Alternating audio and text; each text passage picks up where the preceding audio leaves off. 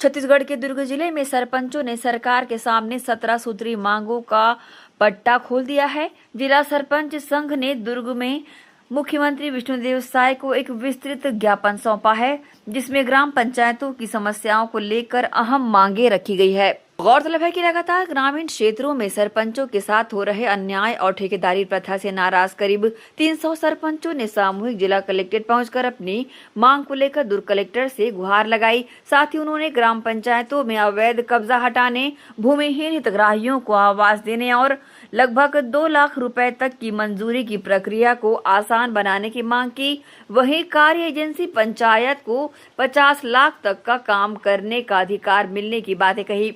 साथ ही 2011 के बाद जनगणना न होने के कारण पेंशन, विधवा, विकलांग और अन्य योजनाओं में हो रही दिक्कतों का समाधान के साथ 15वें वित्त आयोग की राशि का समान वितरण और सरपंच को 3 लाख रुपए का प्रतिवर्ष निधि दिए जाने की मांग की। बताना चाहेंगे, इस दौरान सरपंच संघ के अध्यक्ष युगल किशोर साहू, ओमेश्वर यादव और अन्य पदाधिकारियों ने कहा कि ये मांगे ग्रामीण क्षेत्रों के विकास और पंचायती राज व्यवस्था को मजबूत करने के लिए बेहद जरूरी है। उन्होंने मुख्यमंत्री से इन मांगों पर शीघ्र कार्रवाई करने की अपील की है। ये ज्ञापन दुर्ग, धमदा और पाटन तीनों ब्लॉकों के सरपंचों की बैठक के बाद तैयार किया गया है। लेकिन अब देखना होगा कि प्रदेश सरकार इन 17 सूत्री मांगों पर कितनी जल्दी अमल करती है। तो हमारे भाई साहब लोग बता दिए हैं, अध्यक्ष जो हैं उन लोग तो सभी प्रकार का बता ही दिए हैं। अब मुद्दा यहाँ पे उठता है कि हमारे मांगों का अगर कलेक्टर साहब अगर इस विषय को गंभीरता से अगर नहीं लेते हैं तो हम जितने भी सरपंच हैं उग्र आंदोलन करेंगे और समस्त सामूहिक तौर पे हम लोग पंचायत का कार्य हम लोग नहीं करेंगे, क्योंकि सभी जितने भी जनता है हम लोग तो जनप्रतिनिधि हैं। हम पे सबका विश्वास टिका हुआ है कि सरपंच ये काम कर दे, सरपंच वो काम कर दे। तो हम लोग क्या है, हम लोग काम करा नहीं पाते हैं, तो हम लोग काम नहीं करा पाते हैं, उस चीज़ का हमको दुखी है। इस चीज़ को लेकर सभी सरपंच आज उपस्थित हुए हैं और लगता है कि कलेक्टर साहब इस विषय को संज्ञान में ले और कलेक्टर साहब से निवेदन है कि हमारे जितने भी सरपंच हैं सबका मांग को सुने और समझे और संज्ञान में ले। नहीं हो रहा है, हो भी रहा है और यहाँ पर नहीं भी हो रहा है। ऐसा है क्योंकि हमको प्रशासन से शिकायत है, जो तो है वो तो हमको मिल रहा है, हमारा जो कार्य करना है वो तो कर ही रहे हैं हम लोग। लेकिन जो हम लोगों को जो बंधन में जो बांधा हुआ है स्वतंत्र रूप से जो हम लोग जो जितने भी सरपंच हम काम नहीं कर पा रहे हैं, उस चीज़ का हम सब सरपंच को दुख है, तकलीफ है। इस स्थिति से सभी सरपंच गंभीरता रूप से गुजर रहे हैं कि बहुत सारे मांगों को तो हमारे पूर्व अध्यक्षों ने आप तक प्रेषित किया है। एक जो ज़्यादा दिक्कत का मामला है जेम पोल्टर का है। जेम पोल्टर आप लोग नाम सुने होंगे। जेम पोल्टर से सामान खरीदने की बाध्यता है। और अगर गांव में एक सामान्य सी बात आपको बोल रहा हूँ, मोटर अगर जल गया तो उसको अगर 3 महीने लगता है जेम पोल्टर में खरीदने में, तो वो स्थानीय व्यापारियों के माध्यम से खरीदी करने दिया जाए, ताकि हम लोग, चूँकि सरपंच ऐसा होता है जिसके पास सबसे पहले समस्याएं भी पहुँचती है और समाधान भी लोग चाहते हैं कि सबसे पहले हो, तो समाधान करने में दिक्कत होती है। दूसरा, 25-30 सालों से लोग जिसको अपन लोग अवैध निर्माण बोल सकते हैं, गवर्नमेंट लैंड बोलते हैं, उसमें निवास कर रहे हैं, उन लोग का आवास आया है। अब उनके लिए सरकार का एक गाइडलाइन जारी हुआ है कि सरकारी ज़मीनों पर आवास ना दी जाए, लेकिन जिनका आवास है और वो 25 सालों से रह रहे हैं, उनके लिए भी कलेक्टर महोदय से निवेदन किए हैं कि उनको या तो घोषित कर दिया जाए आबादी, ताकि वो जो आवासहीन है, आवासहीन की परिभाषा है कि आवासहीन को आवास दिया जाए, तो आवासहीन तो है वो, पर सारे सरकारी रिकॉर्ड में वो गवर्नमेंट लैंड पर काबिज है, तो गवर्नमेंट लैंड को हटा के उनको आबादी का पट्टा दे दी जाए और उसको आसानी से आवास मिल सके।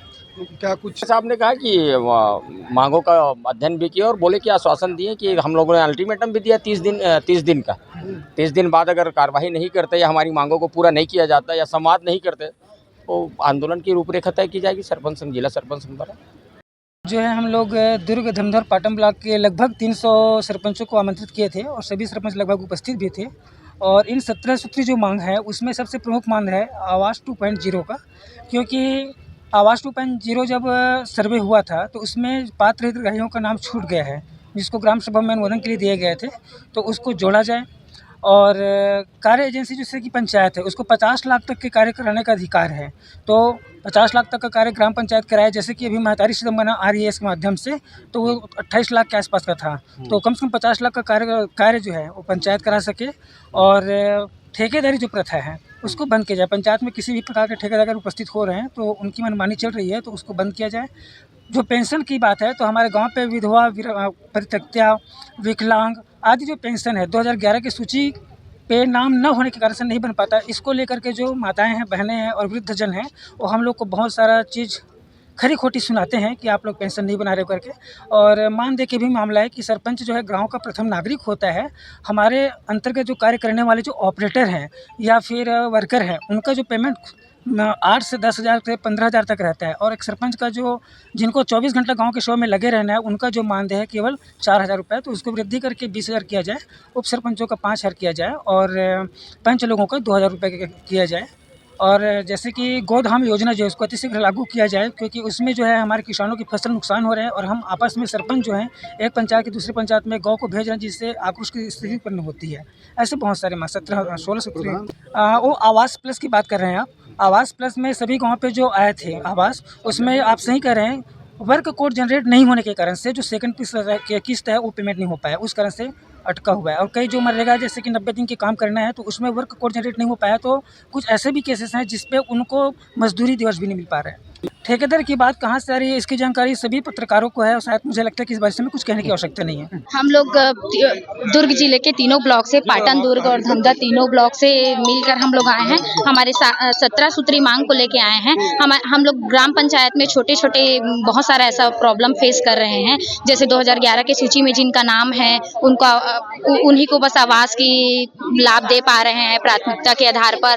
और जिन लोग अभी जैसे 2.0 का सर्वे हुआ है उसमें से AI फिल्टर के माध्यम से कम मेरी पंचायत का ले लो 300 साढ़े 300 लोगों का सर्वे हुआ था, उसमें से सीधा 150 से 200 लोगों का नाम कट गया है। अब वो AI फिल्टर के माध्यम से हुआ है बोल रहे हैं। अब उसको गांव वाले लोग AI फिल्टर को अब हम गांव वालों को कैसे समझाएं, क्योंकि ऐसा बहुत सारा प्रॉब्लम है। उसी को लेके जिन लोगों का नाम कटा है उन लोगों का सूची में नाम जोड़ा जाए और ऐसा बहुत 17 सूत्री मांग है उसको लेके आए हैं। रही बात ठेकेदारी वाला विषय ये है कि बहुत सारे स्वच्छ भारत मिशन और प्रशासनिक संबंधी कुछ फंड का दूसरे विभाग को भी कार्य एजेंसी बना दिया जाता है। जल संसाधन विभाग को कार्य एजेंसी बना दिया जाता है। जैसे आप जानते होंगे रिचार्ज पिट, शोक पिट, ये सब में तो उसकी स्वतंत्र एजेंसी ग्राम पंचायत ही होनी चाहिए। ये भी एक प्रमुख मुद्दा है इसमें। उसमें क्या होता है कि उसमें जल संसाधन विभाग को कार्य एजेंसी कर दिया जाता है। कानून क्या हमेशा जो कार्य एजेंसी होती है सरपंच ग्राम पंचायत होती है। ACN न्यूज़ के लिए दुर्ग से नसीम फारूकी की रिपोर्ट।